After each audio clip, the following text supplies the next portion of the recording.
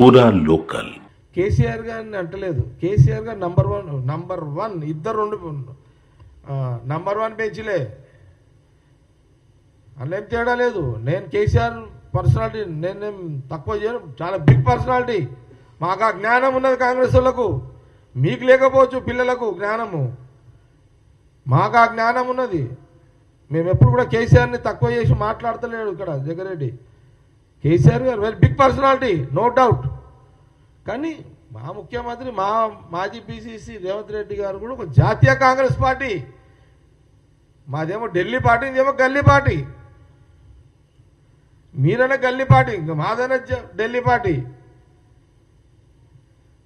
ఢిల్లీకి గల్లీకి ఫరక్ లేదా? ఈ జ్ఞానం కూడా లేదా కేటీఆర్ గారికి?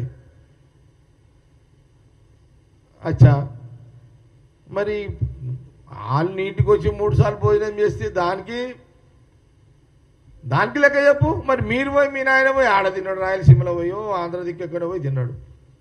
ఈడ మీరు కోడి పులుసు తినబెట్టారు, వాళ్ళేమో చేపల పులుసు తినబెట్టారు.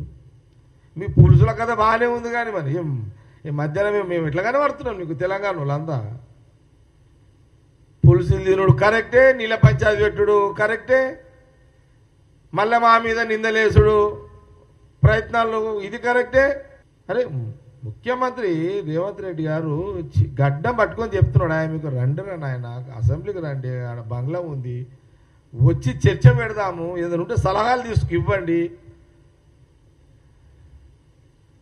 ఎలక్షన్ అప్పుడు పొలిటికల్ స్టడీ చేసుకుందాం అందరం, అది వేరు.